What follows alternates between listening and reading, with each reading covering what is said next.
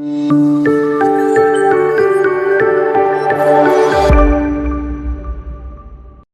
Students, आइए शुरू करते हैं। टैक्स में हमने कंपोनेंट्स ऑफ टैक्स पढ़ रहे थे लास्ट क्लास में। Components of tax, components of income tax की अगर बात करें तो उसके अंदर फाइनेंस एक्ट आप पढ़ चुके थे। हाँ सर, फाइनेंस एक्ट पढ़ लिया हमने। अच्छा, और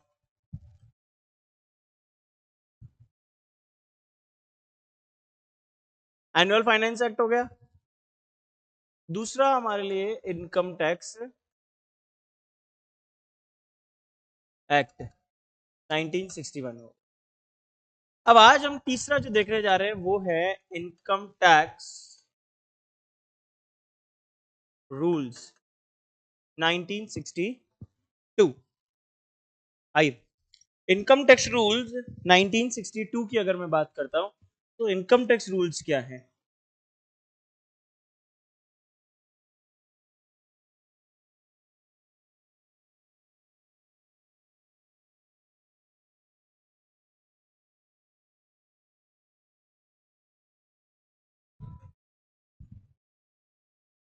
आयकर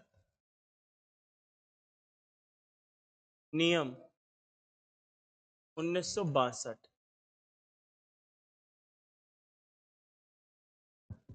क्या दे दिया? आयकर, आयकर में क्या बोल दिया? सिंपल है, बहुत आसान सी बात है। देखिए, रूल्स क्यों बनाए जाते हैं? For the purpose of better execution. मतलब सर क्या कहना चाह रहे हो? देखिए, एक्ट और रूल्स दो अलग अलग चीजें।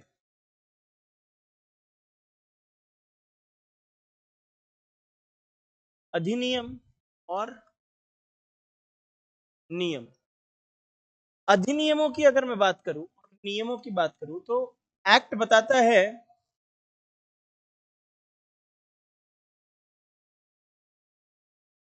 क्या करना है, जबकि ये बताता है कैसे करना है। तो क्या करना है,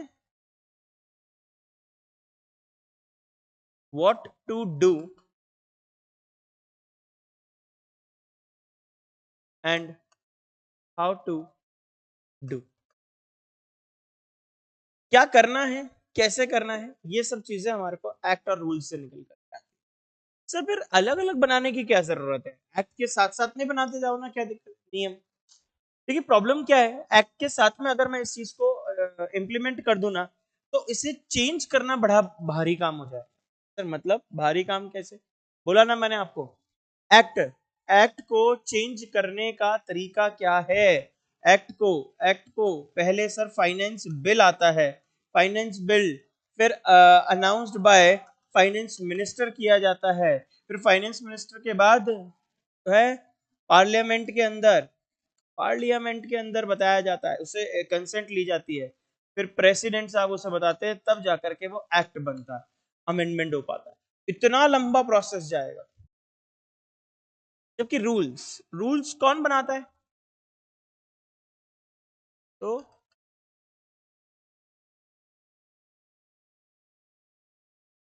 सामान्यतया नियम सीबीडीटी द्वारा बनाए जाते हैं।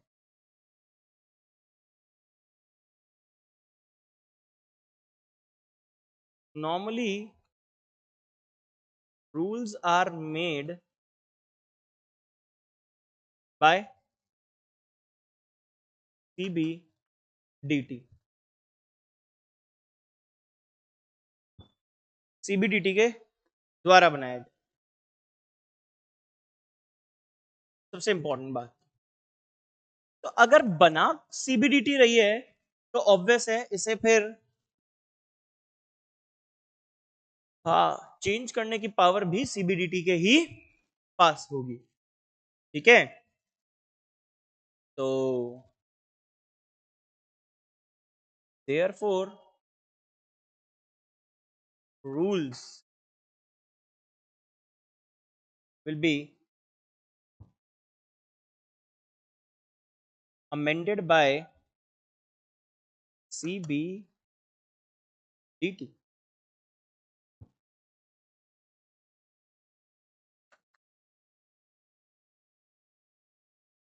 इसीलिए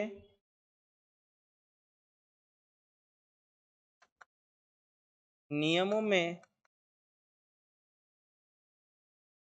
परिवर्तन CBDT द्वारा ही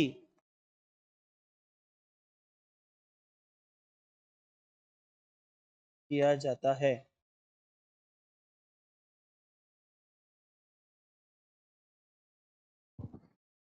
ठीक है, CBDT ही चेंज कर। तो रूल्स को चेंज करना एक्ट के मुकाबले में बहुत आसान होता है, इसलिए रूल्स बनाए जाते हैं for the purpose of better execution as well as to easily amend. बिल्कुल सुव्यवस्थित तरीके से इजीली उसे एग्जीक्यूट कर सके और चेंज भी बहुत इजीली किया जा सके, ऐसा। ठीक है, चलिए बात कर रहे हैं इसके बाद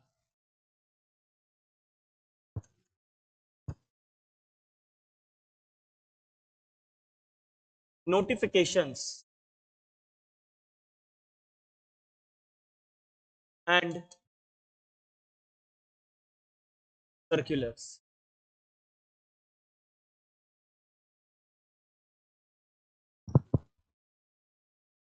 नोटिफिकेशंस एंड सर्कुलर्स, अगर इसकी बात करते हैं तो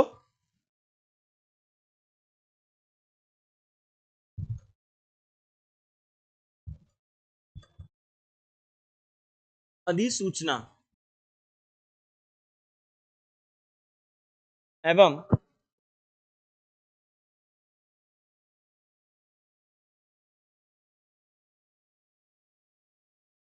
परिपत्र।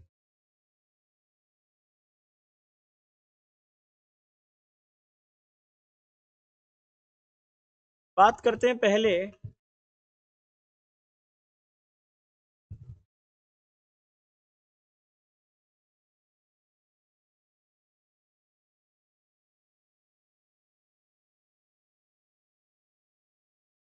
अधिसूचनाएं।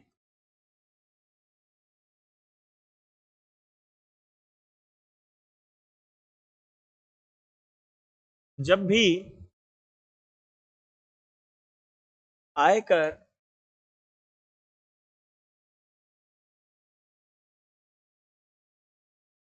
अधिनियम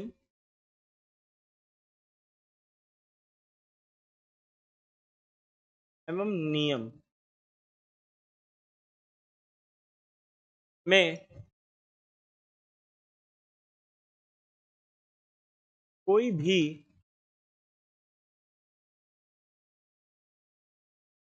संशोधन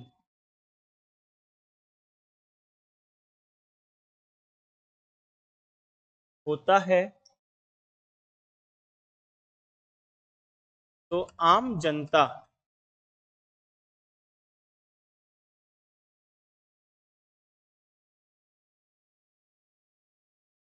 तक उसे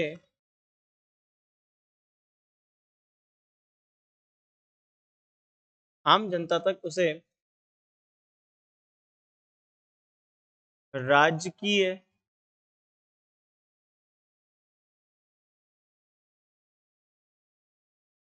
गजट में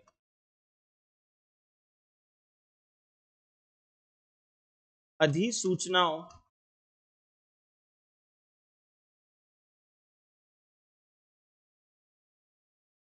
अधिसूचनाओं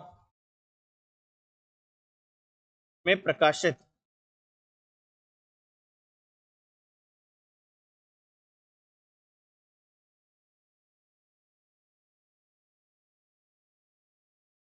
करके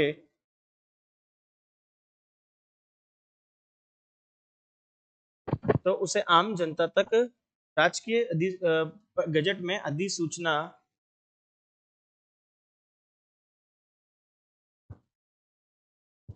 के रूप में प्रकाशित किया जाता है। क्या बोल रहे हैं?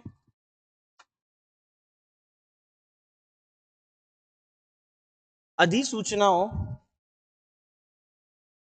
अ, संशोधन होता है तो आम जनता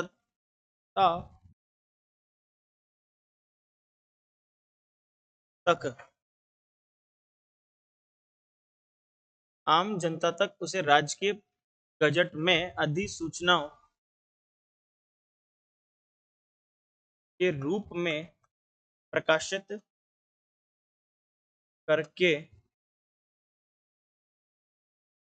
बताया जाता है।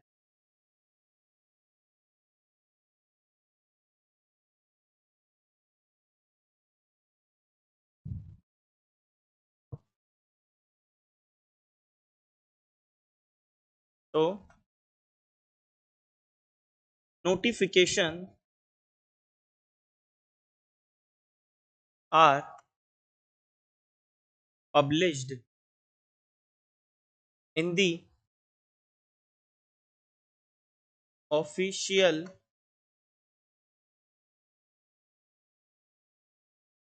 Gazette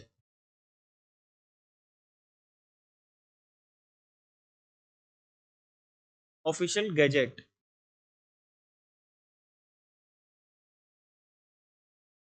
for the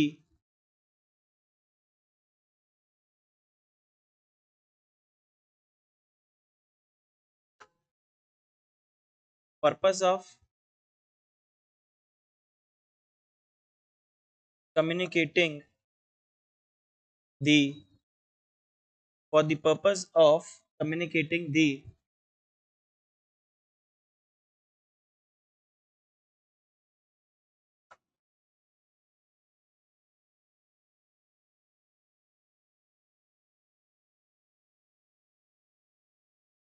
for the purpose of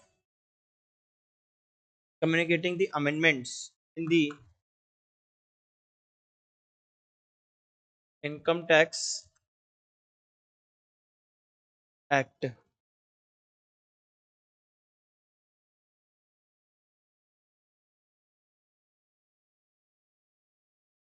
to the general public।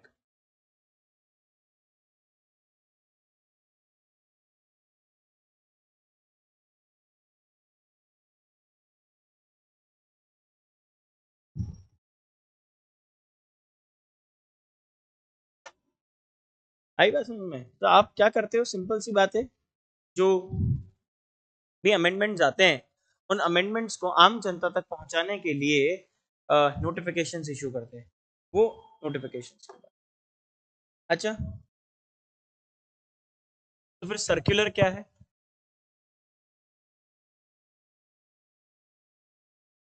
Circulars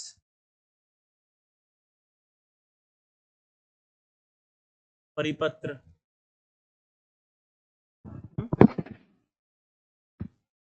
क्या है परिपत्र?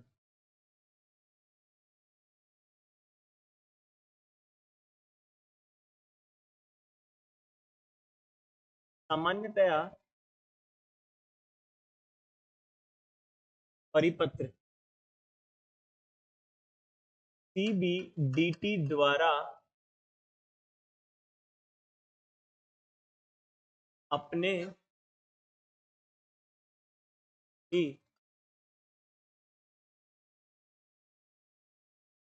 अपने ही भी सत्ता के लिए समित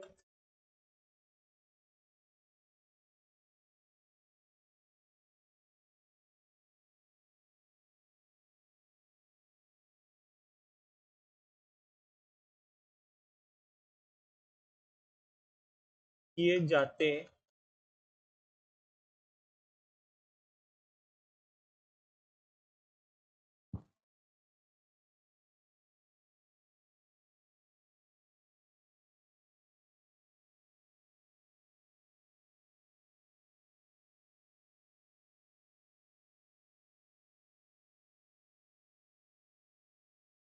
तो generally circulars are issued by the CBDT to its authority, यानी इनके कमिश्नर, इनके इंस्पेक्टर्स और ऑफिसर्स, ये इन लोगों के लिए ही बाउंडेशन है और कोई बाउंड नहीं होगा इससे। किसी को पता ही नहीं होता बाउंड कहाँ से होंगे, इसी के लिए generally circulars are issued by the CBDT to its authorities. तो ऑब्वियस इससे बाउंड भी कौन होगा, इससे बाउंड भी कौन होगा, hence only income tax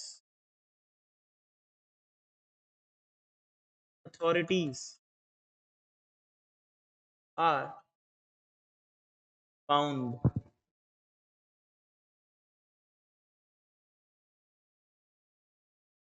with the circular।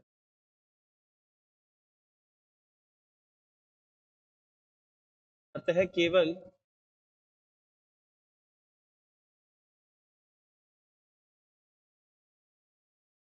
आयकर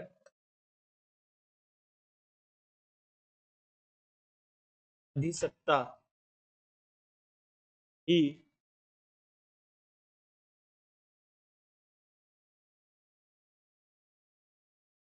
परिपत्रों से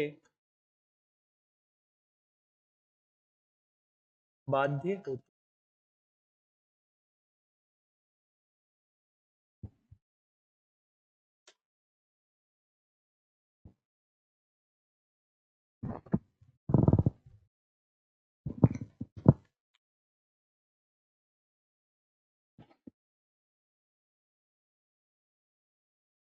क्लियर है बात?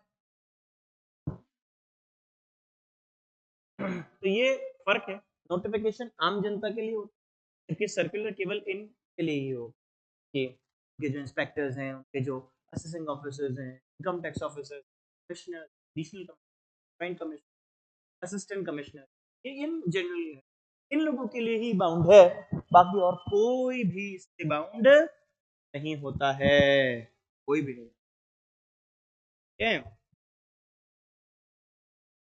चलें आगे। तो इस तरह से हमने कंपोनेंट्स के बारे में बात करी। एक और लास्ट कंपोनेंट जो बचता है हमारे पास है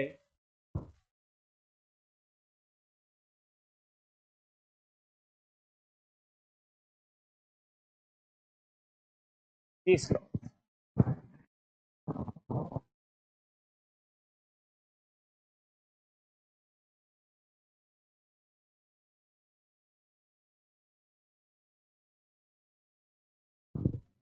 ठीक है, तो बोलो हिंदी में निर्णय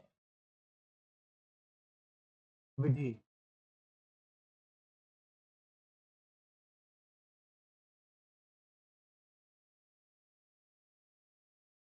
निर्णय विधि,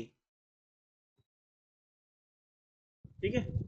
तो क्या है जो जो आपके पहले मैं कहूं कि केसेस हो चुके हैं किसी एक पर्टिकुलर मैटर के रिगार्डिंग में, तो उनके रिगार्डिंग में बार बार इन केस लॉ क्या किया जाता है, रूल्ड किया जाता है, इनको इस्तेमाल किया जाता है, प्रयोग में लाया जाता है, तो ये केस लॉस बनते हैं, ठीक है। जैसे लेट्स सपोज कोई भी डिस्प्यूट हुआ, मैं असेसी हूँ, मैं करदाता हूँ, टैक्स देने के लिए लाइबल हूँ, और मैंने अपनी रिटर्न भरी तो असेसिंग ऑफिसर उस रिटर्न से सेटिस्फाइड नहीं हुआ, उसने कहा आपको 15 लाख रुपए की पेनल्टी चुकानी पड़ेगी। मैंने कहा किस बात की पेनल्टी, मैं तो नहीं देता, तो नहीं देनी पड़ेगी। आर्ग्यूमेंट हुई, बहसबाजी हुई, मैंने कुछ पेश किए, सबूत उन्होंने देखे ही नहीं, आप वो सेटिस्फाइड नहीं हुए या जो भी हुआ, तो मैं अब इनकम टैक्स ऑफिसर के रिगार्डिंग में कहाँ जाऊंगा, खिलाफ कहाँ जाऊंगा, उसने मेरी तो सुनी ही नहीं, तो मैं पीड़ित हूँ तो मैं कहाँ जाऊंगा, मैं जाऊंगा इनकम टैक्स डिपार्टमेंट के ही एक अलग से डिपार्टमेंट होता है, उसी में ही एक अलग विंग बनी हुई होती है जिसको बोलते हैं अपील्स। मैं इनकम टैक्स ऑफिसर के खिलाफ लड़ने जाऊंगा अपील्स में। अपील्स में गया तो हुआ क्या, हो सकता है या तो मैं जीत जाऊंगा या मैं हार जाऊंगा। तो अगर मैं अग्रीव्ड हूं तो मैं और आगे लड़ने जाऊंगा, उसको बोलेंगे ITAT, income tax appellate tribunal. Income tax appellate tribunal, tribunal भी बोलते हैं ट्राइब्यूनल भी बोलते हैं, एक ही बात है। और फिर उसके बाद अगर मैं वहां पे भी हार गया तो हाई कोर्ट, और हाई कोर्ट में भी हार गया तो सुप्रीम कोर्ट। इस तरह से केसेस बने। तो ये जो केसेस बन रहे हैं इनके रिगार्डिंग में भी आप इनका इस्तेमाल कर सकते हैं, जैसे कई जगह पर आएगी। एक छोटी सी बात बताता हूँ, आगे चल के हम बात करेंगे एक जगह, वो होगा एजुकेशन फैसिलिटी। अब एजुकेशन फैसिलिटी को कंप्यूट करने के लिए उन्होंने बोला कि अगर कुछ सिचुएशंस हैं, उन परिस्थितियों में आप आते हैं तो आपको 1,000 रुपए पर मंथ पर चाइल्ड एग्जाम्पशन मिल जाएगी। अगर फीस 1,000 रुपए पर मंथ पर चाइल्ड की आती है तो कुछ भी टैक्सेबल नहीं होगा। लेकिन एक्ट साइलेंट पड़ा है, वो ये नहीं कह रहा कि अगर 1,000 से ऊपर हुआ, लेट सपोज 1,100 रुपए पर मंथ की फीस आ रही हो, तो ऐसी सिचुएशन में 100 रुपए टैक्सेबल करें या पूरे 1,000 रुपए टैक्सेबल, 1,100 रुपए टैक्सेबल कर दे, ये नहीं पता चल पा रहा। अगर ये नहीं पता चल पा रहा है तो क्या करें भाई, क्या करना चाहिए? तो हमें यहां पर केस हुआ। अब ये केस क्या हुआ बताते हैं। हाँ, क्या बोल रहे हैं अपने को? एजुकेशन फैसिलिटी है 1,000 रुपए पर मंथ पर चाइल्ड और 1,100 रुपए पर मंथ के लिए है। तो एक बात समझे, मैं एक छोटा सा एग्जांपल दूं इसी चीज के लिए। तो यहां पर क्या हुआ, ITAT में लड़ाई हो गई। ITAT, income tax, income tax appellate tribunal के अंदर क्या बोल दिया उन्होंने, अपीलेट ट्राइब्यूनल, ट्राइब्यूनल के अंदर एक ट्रिब्यूनल तो कहता है कि नहीं, जो एक्सेस अमाउंट है केवल वही टैक्सेबल कीजिए, यानी 100 रुपए। और एक ट्रिब्यूनल कहता है कि नहीं, पूरा ही टैक्सेबल कीजिए, 1,100 पूरा टैक्सेबल कर दीजिए। अब दो ट्रिब्यूनल के अंदर डिस्प्यूट चल रहा है, हम क्या करें? हम एज एन एसएससी जो बेनिफिट होगा ना हमारे लिए, जो बेनिफिशियल सिचुएशन है, हम उसका एडवांटेज ले सकते हैं। तो हम तो क्या करेंगे, सब 100 रुपए पर मंथ ही टैक्सेबल करेंगे। हम कहीं को 1,100 पे टैक्स दें, हम यही लेंगे। तो हमने हमने ये टैक्सेबिलिटी किस बेसिस पे करी? On the basis of case laws which were held in ITAT, income tax appellate tribunal के अंदर जो जो भी केसेस हेल्ड हुए, हम उसका एडवांटेज लेने की बात कर रहे हैं। वो एडवांटेज की बात है, आई बात समझ में? तो वो एडवांटेजियस सिचुएशंस है। अब मैं इसी चीज को अभी रिवाइज करता हूं। अब हुआ क्या, ये ITAT, दो ITAT में लड़ाई चल रही थी। अब लड़ाई करते करते में ये पहुंच गए कहां पे, ये पहुंच गए हाई कोर्ट में। तो मुंबई हाई कोर्ट यानी बॉम्बे हाई कोर्ट ने फिर इस पर डिसीजन दिया कि नहीं नहीं नहीं, अगर एक्ट साइलेंट है तो इन दैट केस आप यही मानोगे कि अगर 1,000 रुपए से ज्यादा है तो whole amount will be taxable. पूरा का पूरा अमाउंट क्या कर दो, टैक्सेबल कर दो। पूरे 1,100 रुपए टैक्सेबल होंगे, 100 नहीं। अब अब ITAT तो हो गया खत्म, दोनों ITAT खत्म हो गए क्योंकि इनसे ऊपर वाले का रूल आ गया। अब कल को लड़ाई करते करते ये सुप्रीम कोर्ट चलेंगे और सुप्रीम कोर्ट डिसीजन, नहीं नहीं नहीं, एक्सेस वाले पे टैक्सेबल होगा, तो ये खत्म हो जाएगा और किसका रूल चलेगा? सुप्रीम कोर्ट का। तो इस तरह से बात को समझे कि कई बार हम किसी परिस्थिति में फंस जाते हैं जिसमें एक्ट साइलेंट है, एक्ट में कहीं लिखा हुआ नहीं है, तो हम कहां कहां किसकी मदद लेंगे? मदद लेंगे केस लॉस की, निर्णय विधि की, इनका डिसीजन लिया जाए। तो इजी है, कोई खास मुश्किल बात नहीं। तो हम इसी का ही डिसीजन के ऊपर बात कर रहे थे, इसी के डिसीजन की बात कर रहे थे। तो यहां पर जो केस लॉज हैं वो क्या हैं? इट इंक्लूड्स, इसमें शामिल किए जाते हैं। किनको शामिल करते हैं भाई? किनको किनको? ITAT, ITAT,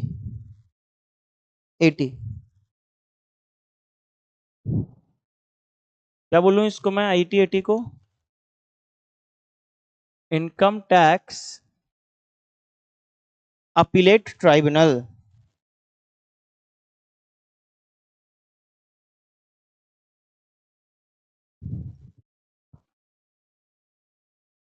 एक है कौन, हाई कोर्ट, ठीक है, और एक है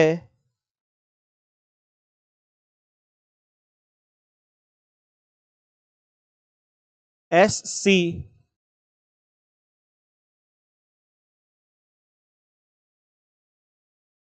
सुप्रीम कोर्ट।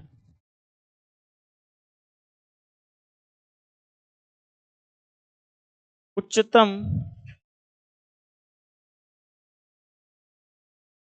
न्यायालय,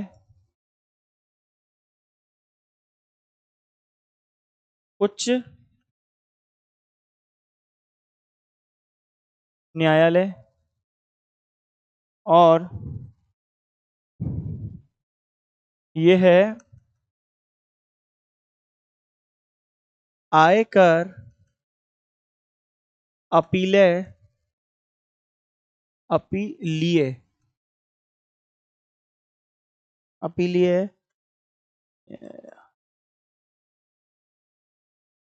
न्यायाधिकरण,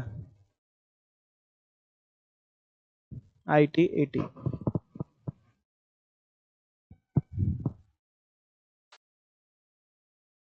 ठीक है, केवल इनके ही केस लॉस को, इन्हीं के केस लॉस को लिया जाता है, बाकी और किसी भी केस लॉ को यहाँ पे शामिल नहीं किया जाता, केवल यही है। ठीक है, अपील्स के या इनकम टैक्स ऑफिसर के, इनके से कोई लेना देना नहीं, केवल इन्हीं से बात।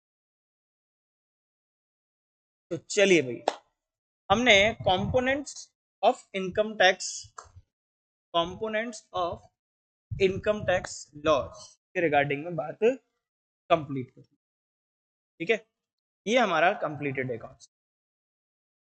चलिए आगे, कंपोनेंट्स कंप्लीट होता है, आगे बात करते हैं अपन।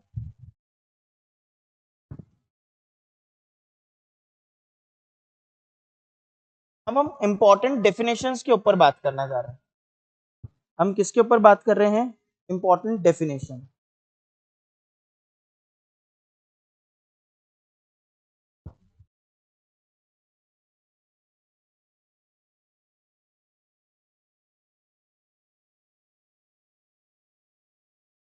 ठीक है, डेफिनेशन,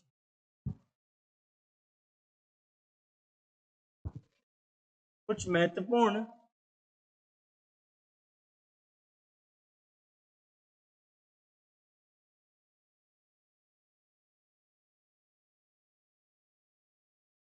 कुछ महत्वपूर्ण परिभाषाएं।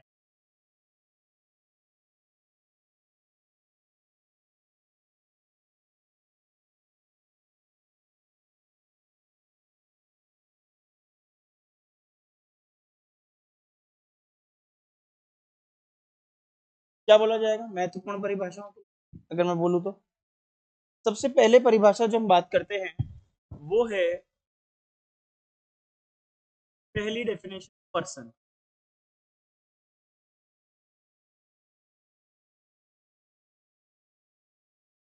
व्यक्ति।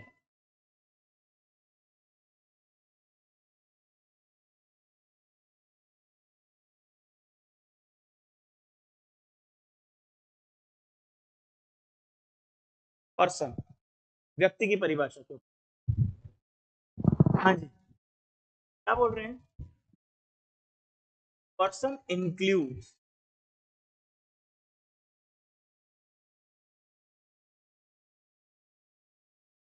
व्यक्ति में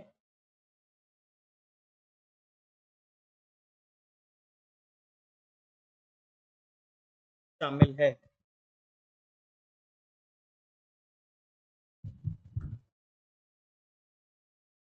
इंडिविजुअल, यानी इंडिविजुअल यानी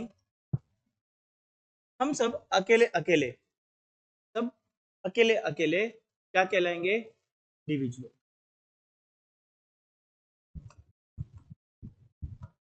HUF, firm, company,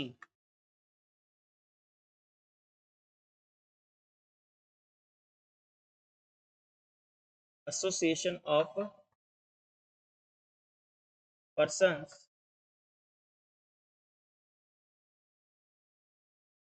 BOI body of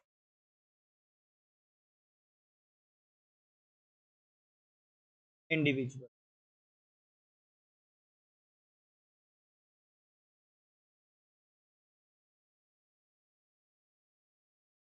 local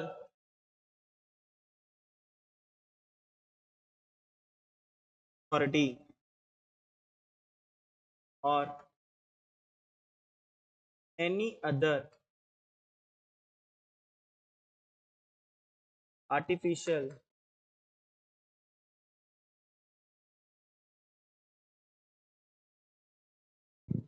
person. ठीक है। व्यष्टि इसे बोला जाता है व्यष्टि। हम सब अकेले अकेले ये हिंदू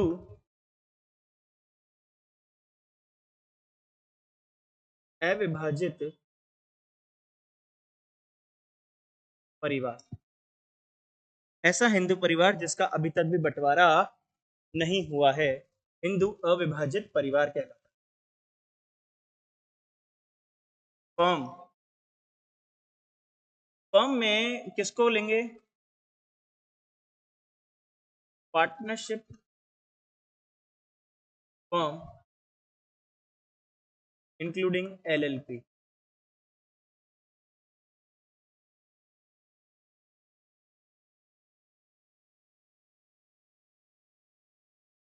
साझेदारी फर्म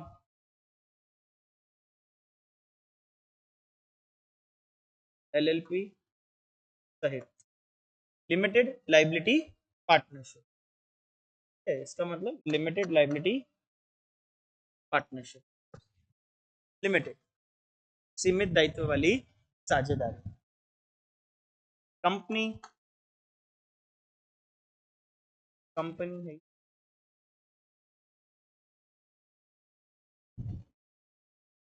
AOP, AOP में कौन आएगा?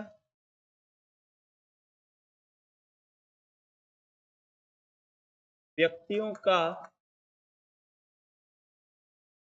समूह AOP कहलाएगा।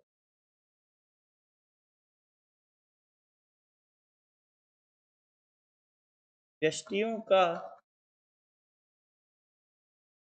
समूह क्या कहलाएगा? BO।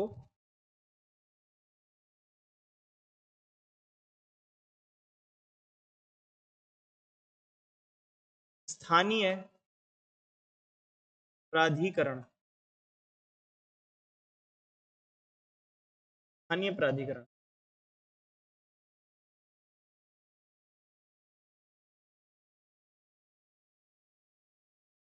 अन्य कोई कृत्रिम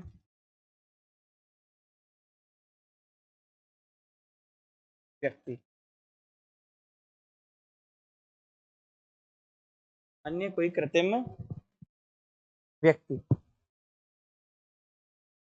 या फिर अन्य कोई कृत्रिम न्यायिक व्यक्ति भी बोल सकते हो आप इसे, न्यायिक व्यक्ति भी बोल सकते हो।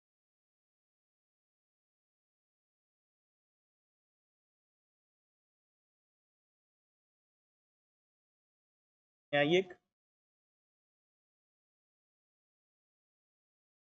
व्यक्ति।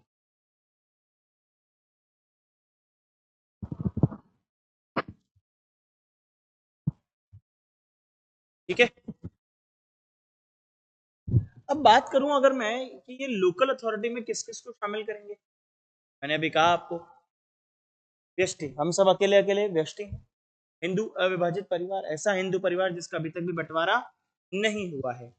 फर्म, फर्म में केवल कौन कवर्ड होगा? पार्टनरशिप फर्म LLP के साथ में। तो सर फिर प्रोपराइटर यानी एकल स्वामित्व वाली संस्था है वो कहाँ जाएंगी? हो जाएगी इंडिविजुअल। व्यक्तियों का समूह AOP, अगर AOP की बात करूं मैं, AOP तो क्या एक इंडिविजुअल, एक और इंडिविजुअल, एक और इंडिविजुअल क्या एओपी बना सकते हैं? तो बना सकते हैं। क्या एक एचयूएफ, क्या एक और एचयूएफ, क्या एक और एचयूएफ मिलके एओपी बना सकते हैं? ऑफ कोर्स बना सकते हैं। फिर क्या एक फर्म, क्या एक और फर्म मिलकर के एओपी बना? हाँ भाई, पर्सन ही तो है सर। कंपनी प्लस, अरे भाई दिमाग मत खराब, सब एओपी बना। तो सर फिर क्या एक इंडिविजुअल, एक एचयूएफ, एक फर्म, एक कंपनी मिलकर के एओपी बना सकते हैं? तो बना सकते हैं। और सर एक एओपी, एक और एओपी, एक और एओपी मिलकर के एक नया एओपी बना सकते हैं? यस, बना सकते हैं। कोई रिस्ट्रिक्शन नहीं है, कोई भी रिस्ट्रिक्शंस नहीं है, बिल्कुल बनाया जा सकता है। ठीक है, ये हमारे लिए क्या कहलाएंगे? एओपी। जब भी कोई डिस्प्यूट हो जाए, जैसे लेट्स सपोज मैं बात करता हूं कि ये एक बिल्डिंग है, इसका मालिक है मिस्टर एक्स, के 3 बच्चे ए बी सी। ए इनके साथ रहता है और सी अपने मकान में रहते हैं, मकान बना के दे दिया। नीचे वाला पोर्शन इन्होंने किराए पर दे दिया, 2 लाख रुपए पर मंथ। एक दिन मिस्टर एक्स की डेथ हो जाती है, कोई डेथ, जो भी कार्यक्रम हुए होने थे, 12-13 दिन बाद बी और सी ए के पास आए, बोले पिताजी नहीं रहे, बोले हाँ दुख की बात, बोले दुख मुख तू मनाते रहे, हमारे को तो सिर्फ इतनी बात बता कि इस प्रॉपर्टी में हिस्सा कब दे रहा? बोले कैसा हिस्सा? तो पिताजी तुम्हारे को अलग मकान बना के देके गए, वहां रहो, मेरे पास रहने के लिए कोई नहीं है, मैं यहाँ रहूँ। बोले रह ले, लेकिन ये किराया अकेले नहीं खाने देंगे। डिस्प्यूट होगा, हाथापाई हो गई, बी और सी ने ए के ऊपर केस कर दिया। पॉइंट इज, अब केस चल रहा है, चलेगा, ये तो लंबा चलेगा, 10-15 साल, 20 साल, 2-3 पीढ़ियां भी निकल जाए तो कोई बड़ी बात नहीं। तो who is liable to pay tax? तब तक जब तक केस चल रहा है, जब तक डिस्प्यूट रिजॉल्व नहीं हो जाता है, कौन टैक्स पे करेगा? Who is liable to pay tax? क्या ए लाइबल है, या बी और सी लाइबल है, या ए बी सी तीनों लाइबल है? नहीं पता चल रहा। अगर मान लीजिए कोई कहता है ए, तो ए कह रहा है बोले हाँ एक बार बोल दो कि मुझे टैक्स पे करना है, क्योंकि इनकम टैक्स एक्ट में लिखा है कि ओनर ही लाइबल है टैक्स पे करने की, वही देगा। बी और सी की अगर बात करते हैं तो बी और सी बोल रहे हैं कि हाँ हाँ हमको बोल दो, हम मालिक बन जाए। ए बी सी तीनों बांट करके अगर दे दें तो भाई जब टैक्स बांट रहे हो तो इनकम भी बांटो, जब इनकम बांट रहे हो तो प्रॉपर्टी भी बांट लो, फिर दिक्कत ही क्या है? डिस्प्यूट ही किस बात? वो भी नहीं हो सकता। जब तक डिस्प्यूट चल रहा है तब तक किराएदार को बाहर निकाल दो, ये भी नहीं हो सकता। जब तक डिस्प्यूट चल रहा है तब तक क्या टैक्स ही ना दें, ये भी नहीं हो सकता। तो फिर हो क्या सकता है, क्या कर सकते हैं? तो भैया फिर इनकम टैक्स खुद दुखी है, इनकम टैक्स ने कहा कि mister X is liable to pay tax, X will be liable to pay tax. फिर एक्स तो मर गया, यस, तो एक्स की बॉडी, अबे डेड बॉडी नहीं, सिर्फ बॉडी, यानी अथॉरिटी, यानी पावर्स, यानी रिस्पॉन्सिबिलिटीज, राइट्स, ड्यूटीज किसी एक पर्सन को ट्रांसफर कर दी जाएगी, जब तक कि डिसॉल्व नहीं हो जाती, ये रिजॉल्व नहीं हो जाता प्रॉब्लम। अब वो ए भी हो सकता है, बी भी हो सकता है, सी भी हो सकता है, एबीसी तीनों भी हो सकता है, और ये तीनों नहीं होकर के कोई डी भी हो सकता है। लेकिन वो जब तक डिस्प्यूट नहीं रिजॉल्व हो जाता तब तक ही एग्जिस्ट करेगा बीओआई। और जिस दिन जब तक डिस्प्यूट चल रहा है ना, तो बीओआई के बिहाफ पर वो पर्सन क्या करता रहेगा? रिटर्न साइन करता रहेगा, रिटर्न भरता रहेगा, टैक्स पे करता रहेगा, इनकम को एक जगह पे इकट्ठा करता रहेगा। ठीक है, तो तब तक ये एओपी बना रहेगा। क्लियर है बात? ये एओपी। अगर लोकल अथॉरिटी की बात की जाए, जैसे जेडीए है, नगर निगम है, ग्राम पंचायत है, एक्सेट्रा, ये सब इसमें। और बाकी जो यहाँ नहीं हुआ वो सब यहाँ आएंगे, जैसे स्कूल है, कॉलेज है, यूनिवर्सिटी है, हॉस्पिटल है, ट्रस्ट है, कोऑपरेटिव सोसाइटी है, कोई देवी देवता है, कमेटी है, ये सब इसी में कवर, ये पर्सन की डेफिनेशन। ठीक है, होप सो। बाकी की बात हम कल करेंगे। नेक्स्ट क्लास में तब बात। Thank you.